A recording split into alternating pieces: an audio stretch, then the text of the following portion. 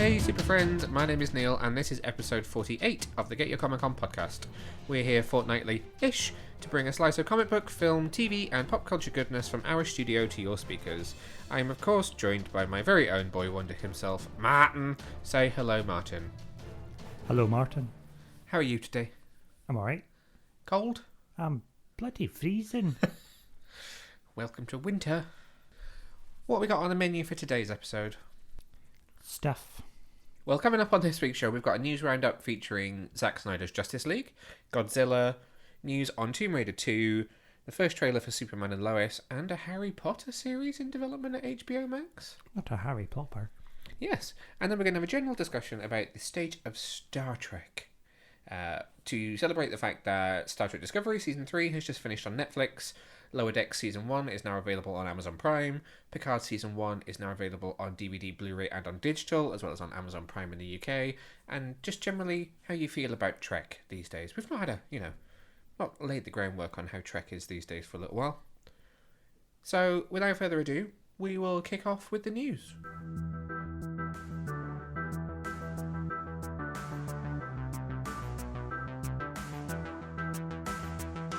So first up, we got our first look at the trailer for Godzilla vs. Kong.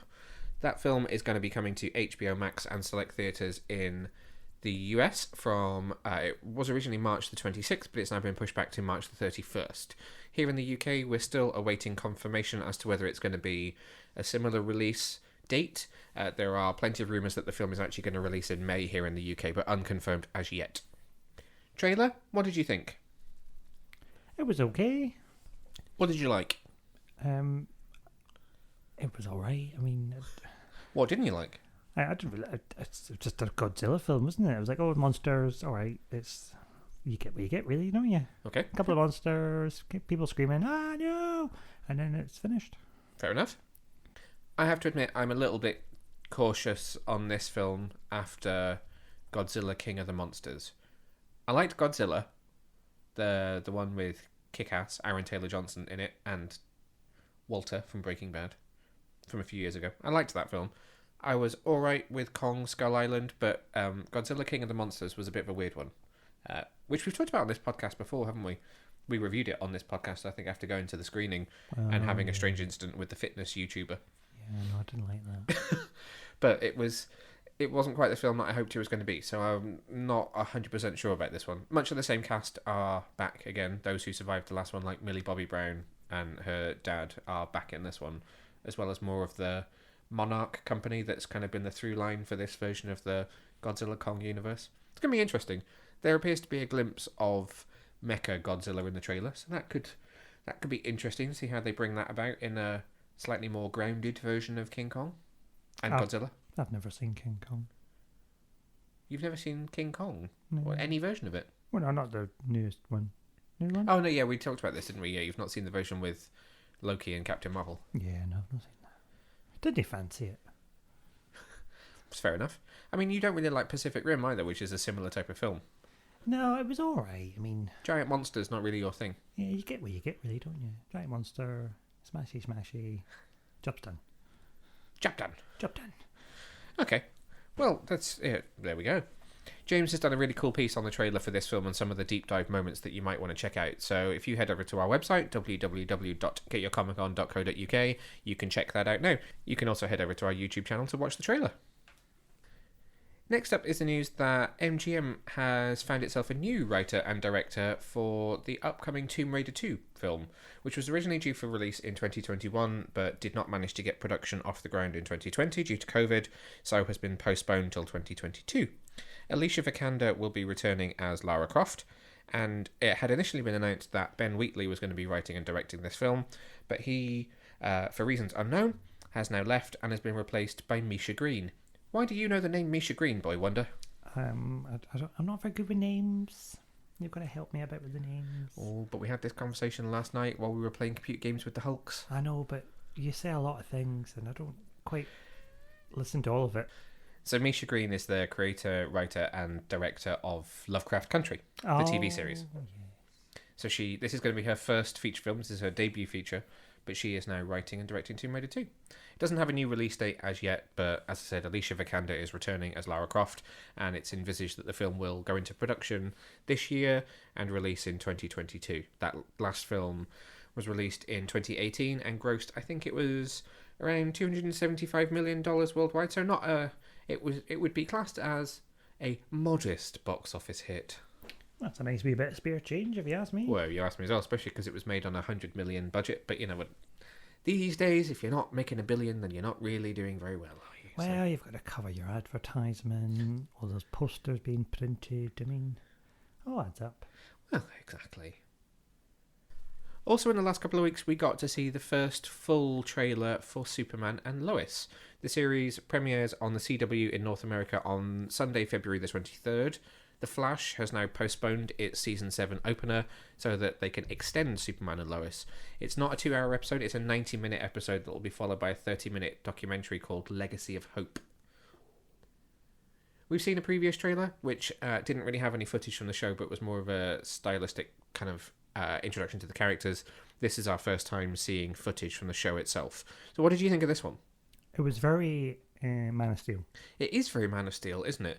It's been coloured to look very like the tones of Man of Steel, and it has quite a serious edge to it as well. It's very tonal. Mm-hmm. Doesn't feel like the other CW shows so much, apart from maybe Batwoman, which is by default darker. I feel like we're trying to do HBO style on CW and sort of move away from the classic, I don't say cheesy, well, I would say cheesy CW style. I would agree. It doesn't feel in keeping with the rest of the Arrowverse, which is quite interesting. I expected something in a similar vein to The Flash, but this wasn't at all. Thank God. It's got the same aspect ratio, if the trailer is to be believed, as Batwoman as well. So you know how Batwoman's slightly widescreen in comparison to the others. This feels like perhaps a step in a newer direction and a more unified, maybe DC look across the multiverse. Yeah, that's what I mean. I was going to say across different mediums. So you know, if the HBO Max shows have got a similar aspect ratio to the CW shows, that there's a unification of the branding, perhaps.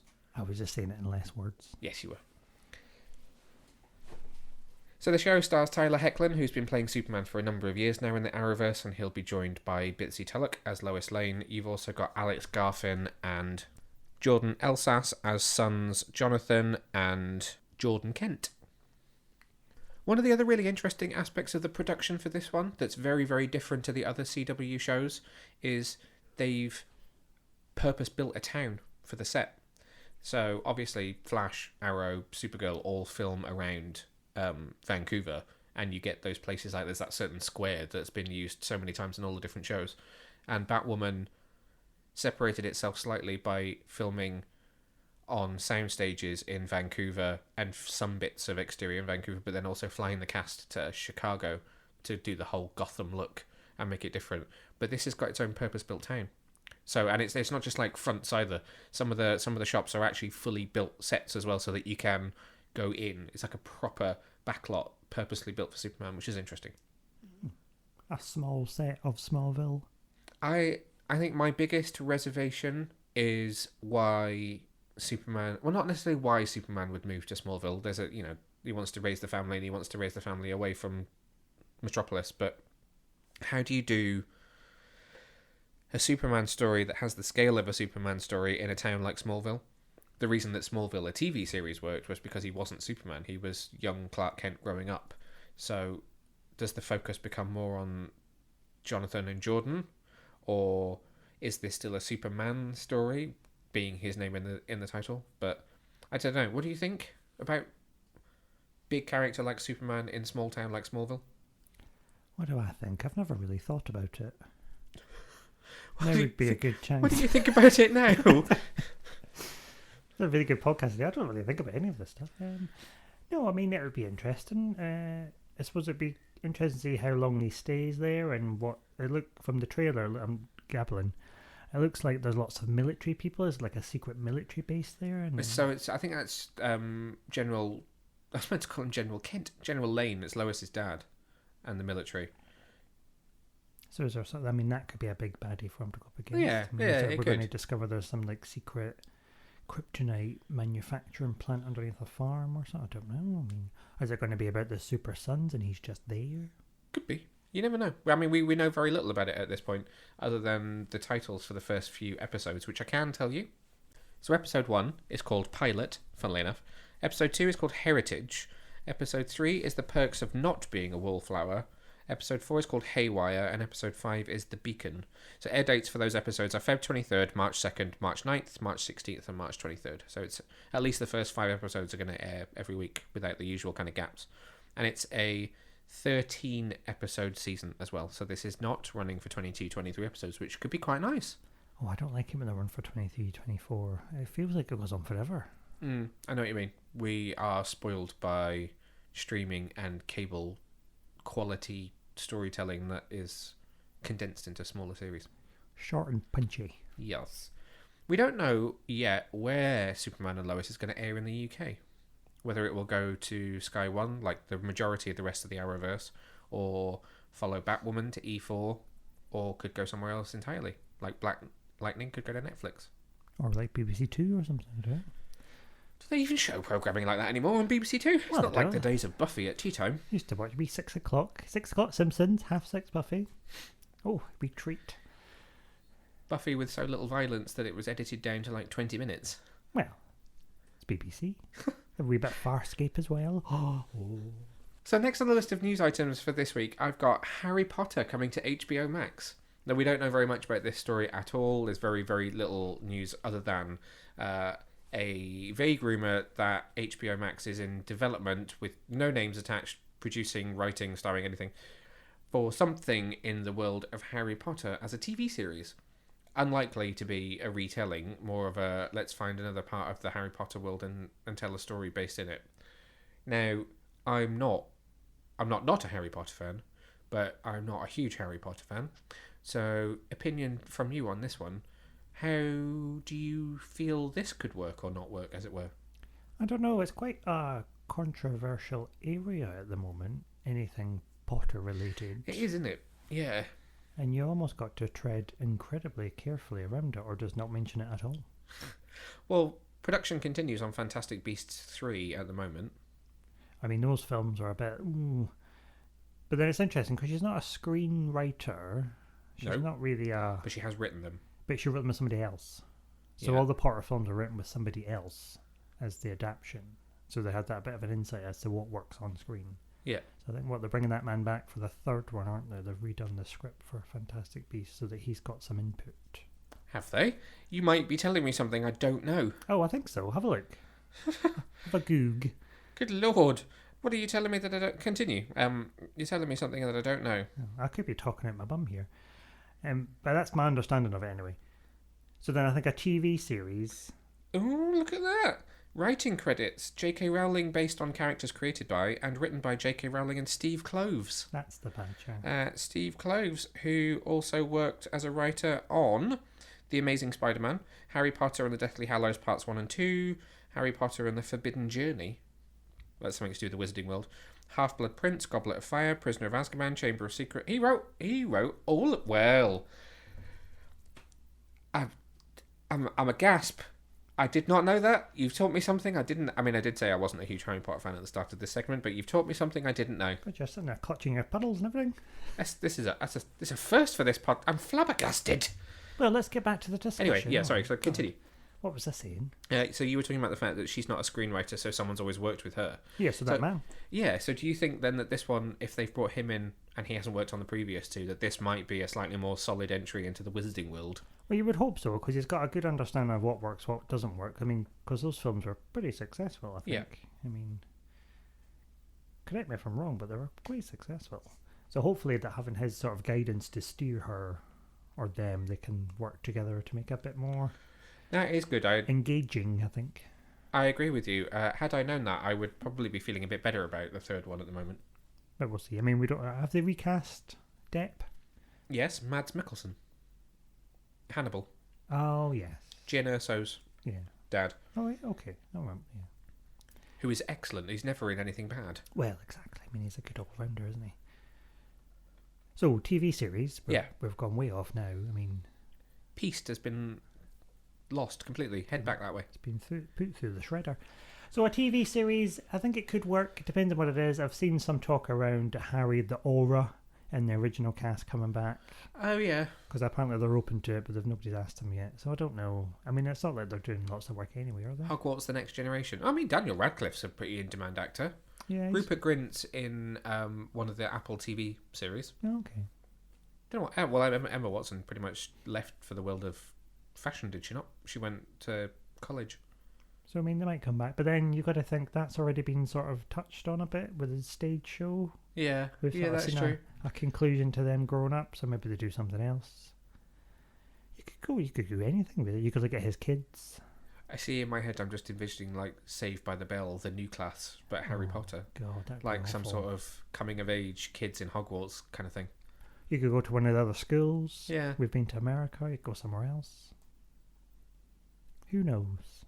It's like Game of Thrones. You can go like a million years in the past and try something completely different. True. Yeah. I mean, like I said at the beginning of this new segment, there is no executive producer attached. There's no writers attached. It's just an idea that Warner Brothers is supposedly developing for HBO Max at the moment. So it's a bit of a watch this space. We don't make anything new, do we? No, that's true. That brings us on to our last news story. This is breaking news from yesterday, which is that Zack Snyder's Justice League will premiere on HBO Max on March the 18th, 2021. The news was announced by Snyder himself on social media with the release of 3 quite cool new posters for the film. So there's one which is a broken Justice League emblem, which is similar to one of the posters released for the original film. There's also a poster that features film reels of the film just lying amongst the rubble. And the third one is a take on the classic Death of Superman cover with the cape kind of broken as a flag, only instead of the S symbol, it's got a Justice League symbol on it. And actually, if you look really closely, so this is me showing Martin on my phone, there's an Aquaman trident, Wonder Woman's shield, and Batman's cowl in amongst the rubble that's in the poster. I don't know if anybody's found anything from Flash or Cyborg yet. Presumably there's something lurking in there that we've not quite seen from either of them, but it's kind of showing the broken Justice League, which is interesting, because this is supposed to be the formation of the Justice League, but this is very much showing a sort of broken version. So I'm intrigued to know what that symbolises for the film itself. What a metaphor. We still don't have a UK release plan for it yet. We now know that the film is absolutely releasing as a film and not a 4-chapter kind of series on HBO Max. It's also been confirmed that as part of the rollout for the film, there are some international dates which have now been publicised. So I will read these out for you to tell you where and when you will be able to see it. So territories in the Nordic region, which includes Sweden, Denmark, Norway and Finland, plus territories in Central Europe, including Hungary, Romania, Bulgaria, the Czech Republic, Slovakia, Bosnia and Herzegovina, Macedonia, Serbia, Slovenia, Poland, Montenegro and Croatia, and then Asian territories including Indonesia, Malaysia, the Philippines, Singapore, Thailand, Vietnam, Hong Kong and Taiwan will all have the film either immediately or as HBO Max rolls into those particular territories. There is an update that's just come out saying that Crave has been announced as the exclusive outlet for the film in Canada and will also have it from March the 18th. So as I said, still no news on the UK release, but you know. There's also a strong rumour that there's going to be a new trailer for the film that's going to drop on Valentine's Day, so that's February the 14th. That news does come from Grace Randolph, so take that with a pinch of salt, but she is friends with Zack Snyder, so she may be right. We'll have to wait and see. Possibly a new trailer coming soon. I noticed you grimaced when I said the name. It has a bit of wind. Oh, do you not give her the time of day? No, Exactly. Moving swiftly on. I think we've talked about it before, but I am excited for this film to come out. Where are you at in your Justice League anticipation at this point? Is like a scale or 1 to 5. I'm like a 4. 2. Is this the road to nowhere? Road to nowhere, like the song. We're on the road to nowhere. No, I just meant that you don't feel like it leads to anything, and it's a little bit pointless retreading old territory. Well, I'm not. I don't know. I think it's a nice idea, but like I said, if it happened, I'll watch it. If it didn't happen, Yeah. I wouldn't. I wasn't going to lose any sleep about it. No. So I'm like, okay, it's nice. It would be nice to see those characters again, but I don't know.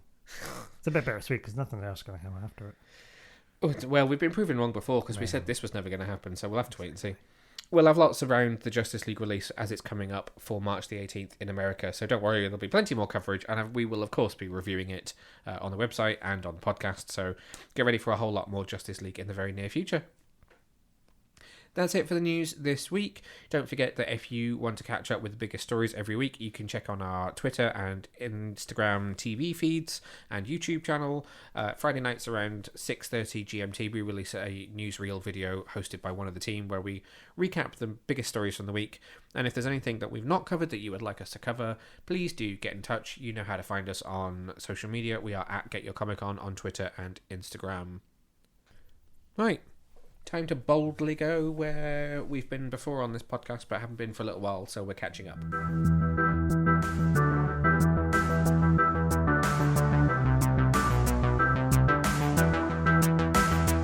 There is a lot going on in the world of Star Trek, mainly on the small screen, but some development on the big screen as well. So I thought that it was worth us circling back around to the world of Trek, given that, as I listed at the beginning of this podcast, Discovery Season 3 has just come to an end on Netflix. Season 4 is around halfway through production. Lower Decks Season 1, which is currently producing Season 2, is now finally available in the UK on Amazon Prime. Picard, which starts production on Season 2 next week, has just released Season 1 on DVD and Blu-ray and digital, obviously already available to stream on Amazon Prime here in the UK. And I find Trek fascinating, and the reactions to the way Star Trek currently is quite fascinating, which is why I wanted to talk about it a little bit. But let's do this one a little bit at a time. Star Trek Discovery Season 3. Thoughts on this from you, Boy Wonder? Oh God, that's a right deep dive, isn't it? That was like 2 lockdowns ago. It just finished like a month ago. That's a long time ago. Well, I don't even think it was a month ago. I don't really know when it finished. It was a bit longer than a month ago, I think. 2 months. Maybe. Oh, my thoughts. I liked it, I think. I did. It was very good. Very high action packed. Very Star Trekky at its core. It was nice to see a return to the old ways of Starfleet. I think it was a really good season this year. I'm really impressed by how it came into its own by going into the future and losing all of that connection to old Star Trek. Agreed. Highlights from Season 3 that you can remember? All of it? No particular moments or storylines or anything that stood out for you? We got a new captain. We got some new characters. We got an upgraded ship. We got some new tech. Oh, I liked the Voyager J. Yep. That stuck out. That was exciting. So they got a new way to kind of honour the canon of Star Trek rather than being tied to it as closely as they were. So now they can just honour things that were past. So we had a passing reference to Picard as well. We got to see Spock as well. We got a little nod to Leonard Nimoy. We're back to Vulcan. Not called Vulcan anymore. So, okay, so there's something. So moments like that where they took something that you know really well from the idea of classic Trek and put a new spin on it for this future setting. How did you feel about some of that? I thought it was done very well. It's very nice to acknowledge the sort of the Kelvin timeline and all these other bits and pulling it all together. So acknowledging that there is a Star Trek multiverse.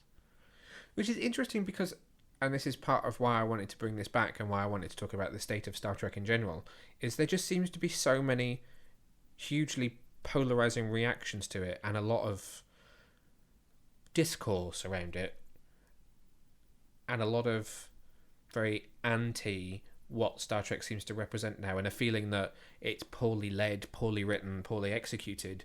But actually, I feel like what we saw through Season 3 there was, okay, Kelvin timeline, let's grab that. They might not make another film from it, but let's just connect that here. So that's still part of this. It's just its own thing over there. Here's a reference to Picard, so let's pull in what's happening over there.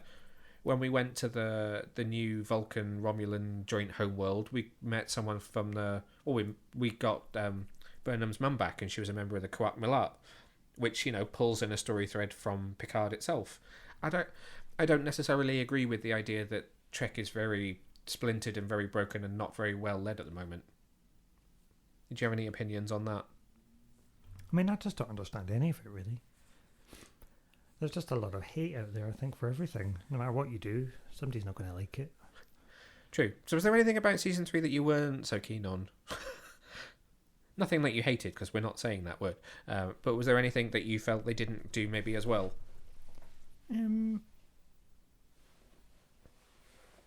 Not really. I think I would probably say the burn didn't quite end up being the storyline I hoped that it would be. It was very Star Trek, though. It was. And I think I said to you, didn't I, that it made me realise that Discovery is not maybe about big sweeping sci-fi concepts, which still exist. But it's always going to be, we want to tell an emotional storyline first. So there was a more of an emotional reason for it than a Trekkie reason for it. Yeah, it wasn't the Omega particle or something. No. Which would have been cool. Yeah. But at the same time, it was an emotional grab you by the short and curlies and give you that emotional pull. Mm-hmm. So that was something that you didn't feel disappointed by. Well, that's not fair. I wasn't disappointed by it. It just wasn't quite what I thought it was going to be. Yeah, it was different. I was like, oh, that's different, but I liked it. Because it was very like, oh, okay, I understand. We're going to be like very classic-y Trek and talk our way through this. Yeah. Not zap it. So that's one of the plot points that I talked about in my kind of social media commentary on the finale, and I got some very interesting responses on it. Again, goes into this whole weird discourse around new Star Trek, but I was completely inundated by people saying, well, I'm sorry, but this was just a quote on male anger and trying to put men in a box because he was a child whose anger caused the destruction of dilithium and caused hundreds of lives to die. And apparently it's all just a commentary on being anti-masculine, anti-male, and anti-male anger. But was he a man? He was a Kelpian. Do they have gender? But what's their gender? I mean, do they have male, female? I mean, I don't know.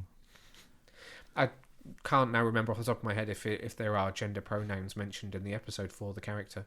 But that was how it seems to be interpreted by this kind of group of people within the internet that feel that Star Trek is too feminist and anti-male now. I mean, I don't understand enough about the underlying arguments around this. I think that's part of my problem, that I'm thing. not sure that the arguments that exist have enough of a basis to be a relevant argument. At the end of the day, it's storytelling. I don't feel like it's storytelling that's pointed at anything in a particular respect. So one of the other things about this season is the fact that we brought in our first ever trans character, and they obviously had, well, so you had trans and you had non-binary. So you had the Trill being related to the idea of being non-binary because the worm can live for hundreds of years and can go into a male body or a female body, and so they are essentially gender fluid as characters. And then that character was obviously paired with a trans character, and that has caused some people to say, well, I'm turning my back on Star Trek because why do I need to have a gay couple, a non-binary person, a trans person? It's all for the sake of it and not because the story warrants it. But it's a story. The story is whatever you want to write the story to be. That's what I find very confusing about the whole thing, is what's wrong about making a choice to represent people.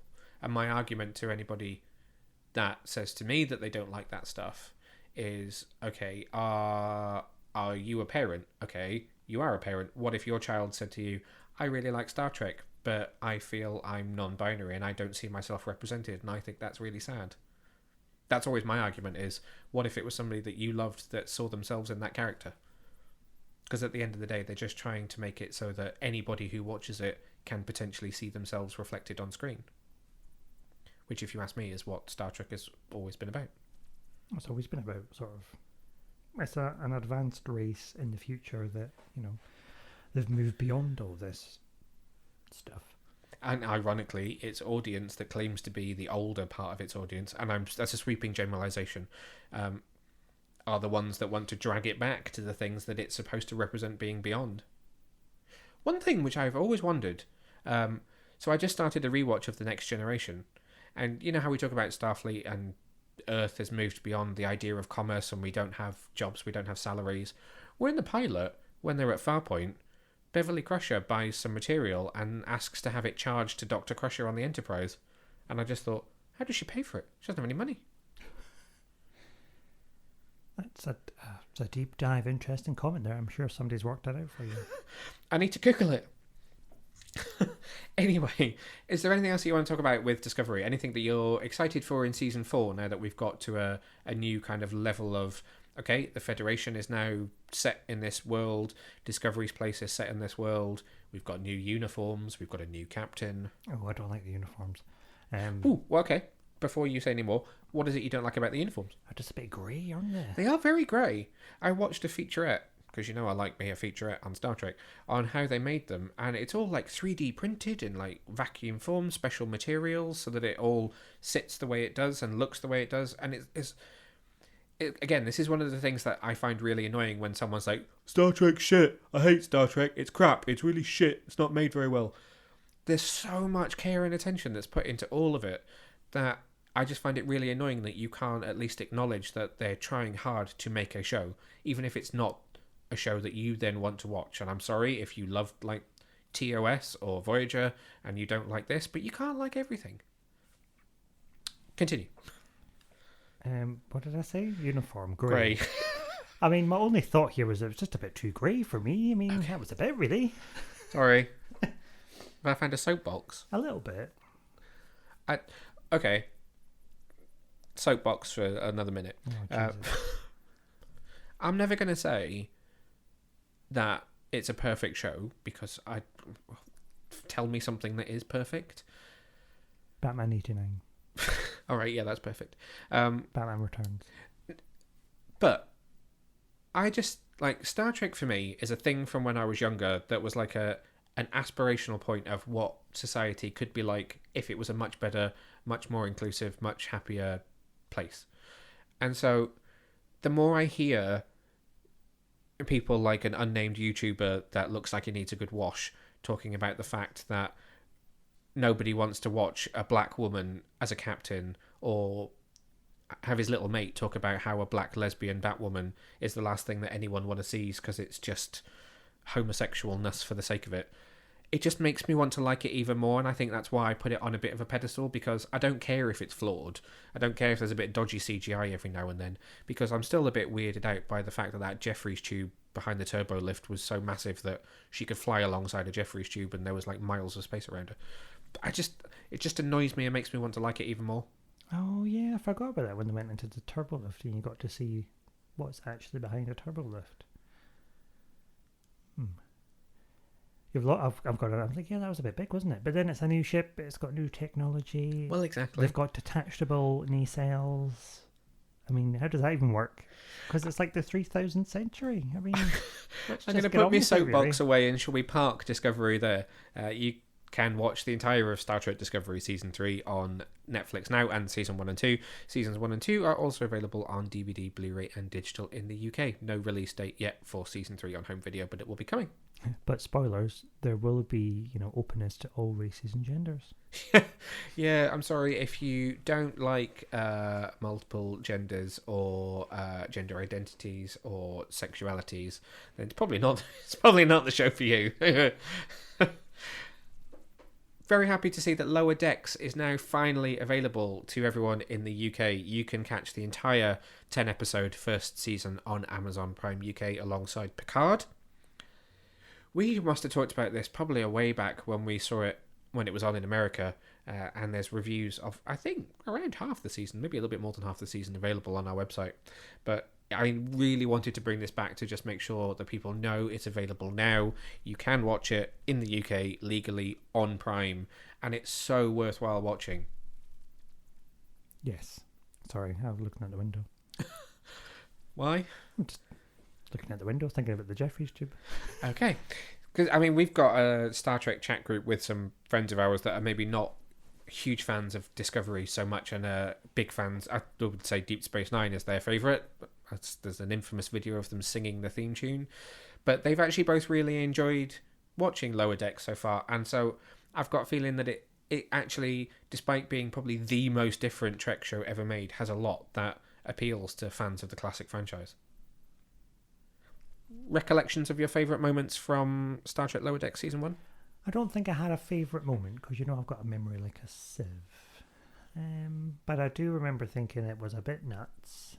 And because it's so different from anything you're used to seeing. So, I mean, you can almost say that some aspects of Star Trek are a bit stuffy. Mm. They're always running some sort of diagnostic. But this was really sort of nuts. It poked fun at all the right stuffy bits of Star Trek. Yeah. And having that, the most important person in Star Trek history was Chief O'Brien. Yeah. And some of the best cameos. Yeah. Which I don't want to spoil. Prime spoiled it in their trailer by putting all of them in there, which I think is a little bit sad. But there are some great cameos from some classic characters. Yeah, just watch it. It's fine. If you don't like it, then that's fine. We were a little bit dubious going into this one because it's by some of the team that works on Rick and Morty, which is not a show that we've ever really gotten into. Not that we don't like it, we've just never really given it a massive chance. No, I think I've only seen half of one. Yeah. And so that made me a little bit dubious because some of that humour I'm not so keen on, but actually it surprisingly really, really works. I liked it. I can't pick out a favourite episode, actually, thinking back on it. They had good uniforms as well. They do have good uniforms. Not grey. No, very little grey. It's a nice step up from where they were in First Contact and that era, which is reflected in some flashbacks, to something that's a bit more like what they had in Deep Space Nine and Voyager. It follows through very nicely, whereas I think Discovery is rightfully, being so far in the future, quite a step on. I'm trying to think of... Feels like ages ago since we watched it, which makes me think that we need to watch it again, Lower Decks. I think I like all the characters. I'm pretty sure I liked most of the storylines. Badgie was a little bit of an out there concept for me. Yeah, that was like a holodeck episode taken to the extreme, but then... That's what Star Trek does. It does holodeck episodes which are completely far-fetched, and this was their way of doing that on a Rick and Morty type scale. I think what I'd like to see from Season 2, which they're currently producing, is probably a bit more of the potential storylines that they could have at the same time. I think that if they tried really hard with the writing, then they could do both the kind of workplace comedy, but also keep storylines from Star Trek as well. There were a couple of episodes that did that, but not every episode. Yeah, I'd like more cameos as well. Definitely more cameos. Not that it, again, needs to rely on any of those, but they seem to be able to do them really well in ways that make sense to the storyline. Certainly the season finale, which has two of the best cameos, does it incredibly well. And one of those characters that cameos in that episode will be back in Season 2. Ooh. The captain of that ship. Ooh. Not the captain's wife, though. Ooh. I know. Very strange. Those two seem to be quite the recurring theme in New Trek, really. All right, don't give it away. Don't give it away. Alrighty. Well, as I said, you can watch the entire 10-episode first season of Star Trek Lower Decks on Amazon Prime. Please do let us know if you've watched it and what you thought of it. I'm intrigued to know what people out there think about it now that they're able to give it a watch. Star Trek Picard Season 1 is now available on DVD, Blu-ray and digital in the UK, to which you can probably say to me, why would you buy it on DVD, digital or Blu-ray? It's available on Prime. But there are some awesome special features on the home video, which I absolutely have loved watching every second of. Why do we call it home video? Because you're bringing it home on video. You're not, though, are you? You're bringing it home on Blu-ray, DVD or digital. When was the last time you brought something home on video? Oh, I can't remember the last video I bought now. Like 1996 or something ridiculous. Well, it's just what you call it. It's home. Well, you could call it. They do call it HE sometimes in press releases, which is home entertainment. That's more inclusive, isn't it? Home entertainment. We've moved on from the days of video. True. Okay, I will adjust my behaviour and refer to it as home entertainment from now on. Oh, and having to rewind them. Oh, that's always a wee bugger, isn't it? You get doing, pop it in, no rewound. Play with your tracking. Oh, get the tracking going. It's gone off, honey. Sorry. if you could just pull yourself back from the 1990s. I made you watch some of the special features on Star Trek Picard. You did. I'm not a massive special feature kind of guy, but I did learn some stuff. Some of them are all right. Tell me about what you learned. I can't remember, but I learned some bits. Set design. A lot of set design. Who knew that the Borg cube was made of little cubes? I know. So... That was a bit meta. A cube within a cube. Yeah, the Borg cube that you see throughout Star Trek Picard Season 1 is actually one malleable, is that the word I want to use? Set.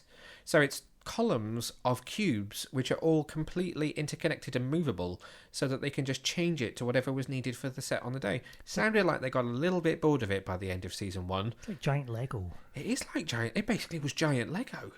It's very exciting.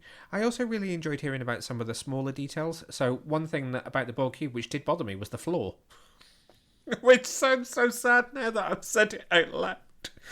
I wouldn't tell people that, but continue.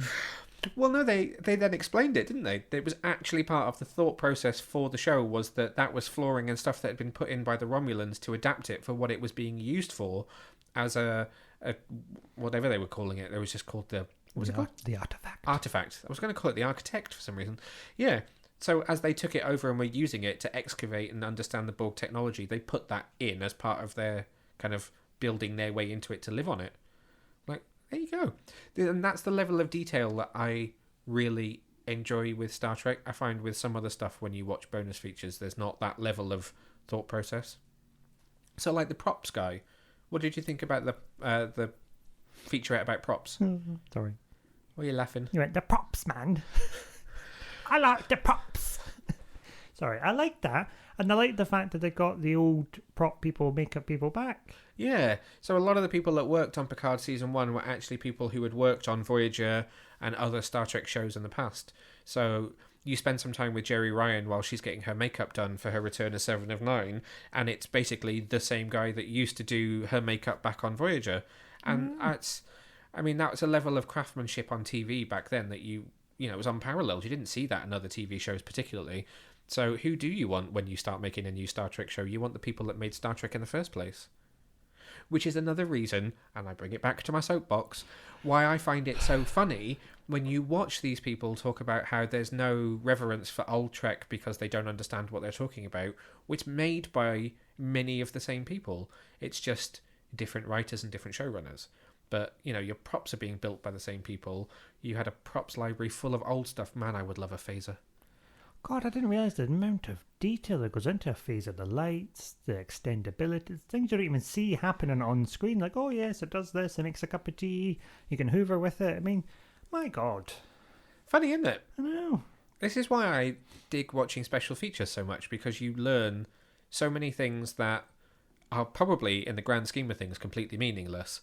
But it just makes you understand a little bit more about the care and attention that people put in. Which is why, I mean, I get stick for very rarely giving a genuinely negative review of something. But I don't like... That's why I'm here. Yes. But I don't like to say something is... Like, no care and attention was put into something like that. Because, okay, it may not turn out great in the end. But nobody goes into something like that going, well, I'm just going to give a half-assed job because what's the point? Yeah, it wouldn't surprise me if they had a real-life working replica. Of? A replicator. Oh, sorry. I thought you said a real-life replica. I'm like, of? Of a replicator. What's a 3D printer? Well, it's not, you can't 3D print a cup of tea, though, can you? No, but that's the principle of it. We're getting there. I bet somebody's almost there. Somebody in the wee back office in the prop department's like, I'm going to play a wee trick here. Just going to point out there's a cat purring in my lap, just in case you can hear a strange sort of like... Did you heavy breathing on the mic? Star Trek. I'm very wheezy today. Leave me be. What else did you learn? Well, what I was about to say was we don't need to go over the episodes because we've talked about Picard at length before. It's one of your favourite shows from last year. It's one of my favourite shows from last year, even if I forgot to put it on my chart because I was busy talking about the flight attendant. What else did I learn? I learned about... I did learn a lot about set design.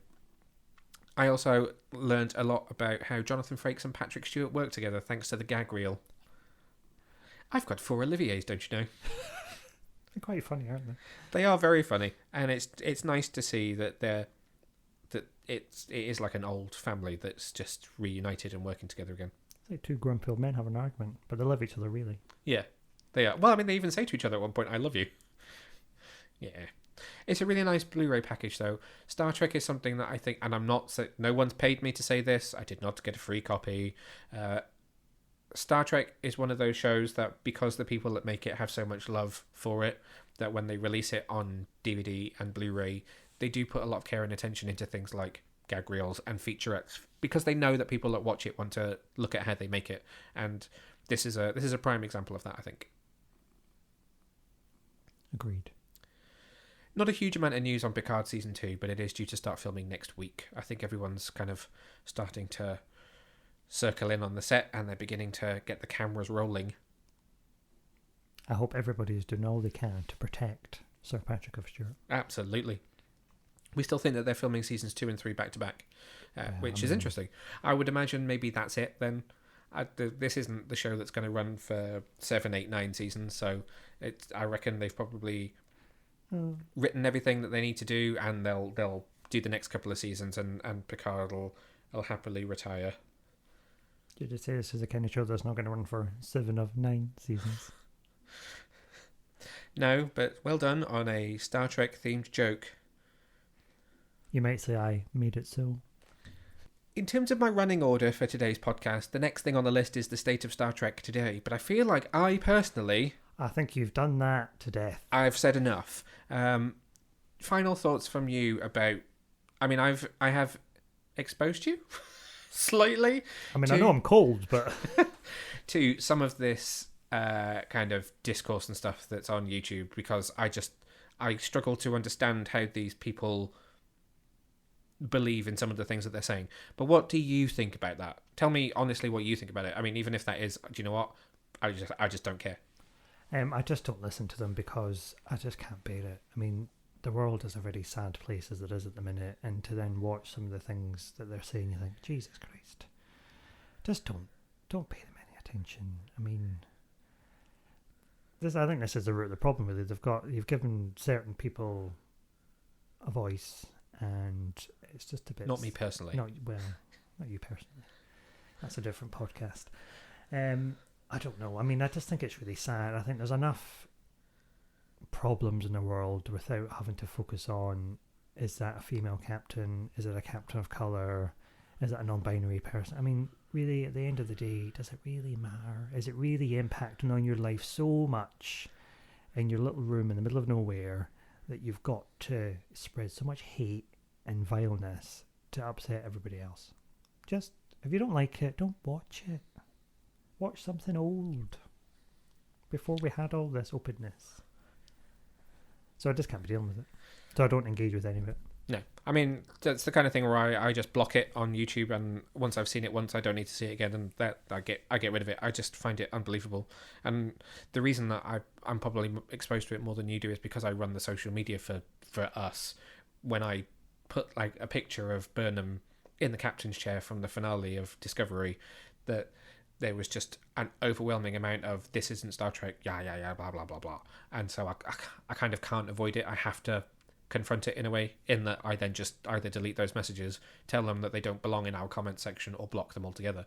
But it's the kind of thing that I feel like I have to deal with just because I'm editing all of this. Yeah, I just tweet about like pain or healthcare or cake. So cake. Sort of right now, I could definitely go for a slice of cake. Well, we've got some cake. Got some cake in the cupboard. So that, unless you have anything else that you want to say about Star Trek? No, I think, just watch it. Just enjoy it. Don't worry. We've not talked about movies, but I feel like I've probably said enough this week. Well, I mean, movies, I'll watch them. Make some more. It's fine. I wholeheartedly agree. Make some more. Janeway, make a Voyager movie. Crack on. Well, that's another thing we've talked about, is the fact that we've got Star Trek Prodigy, the animated series, with Kate Mulgrew back as Catherine Janeway. We've got Brave New Worlds coming up.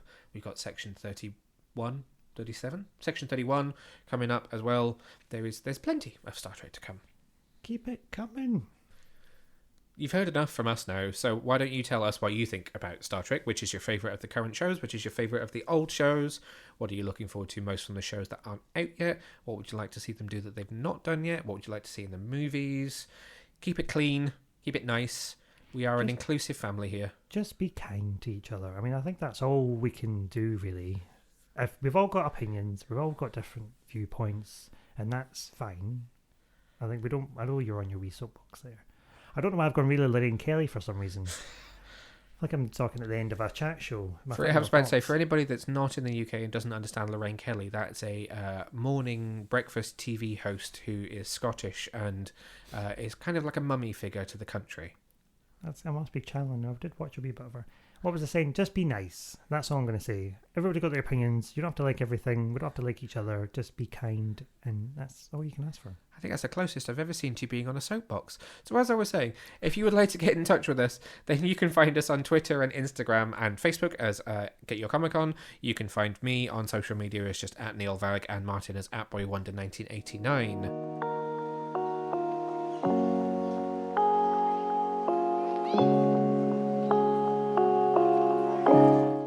Last episode, we told you that we were launching a Patreon, which is available now, patreon.com/getyourcomiccon. I said I wasn't going to do any more hard sell, which I'm not. But what we are here to do is give a shout out to our patrons. We have our first one. Oh. So a massive hello, super friend. Thank you to the absolutely wonderful Gothamite Claire. Very welcome in our little Get Your Comic Con family. Yes. I think she was the first person that got the Super Friend badge as well. I believe she was. She is... We love her. Put it that way. We'll have to make another badge, a Super Duper Friend. The League of Extraordinary Super Friends. Oh, getting fancy now. Anyway, if you want to sign up, I'm not giving the hard sell, patreon.com/getyourcomiccon. God, that's going to be a big badge. League of Extraordinary Super Friends. That's a lot of text to go on it's a not badge. A button badge. We'll be back in a couple of weeks. I have no idea what we're going to be talking about because I'm flying by the seat of my pants at the moment. Oh, let's bring back the comic review. We've not done a comic I know, review. we need to talk about some comics. We keep saying we need to talk about some comics. We need to properly talk about some comics. Oh, let's talk about Sandman. We can talk about Sandman. DC Future State is also well and truly go up and running. It'll be heading into its second month, so it'll be nice to talk about some of the stuff that DC are doing in that as well. So until next time, stay safe, stay well, be kind to each other. We have been Neil and Martin as always, and we will see you next time. Bye!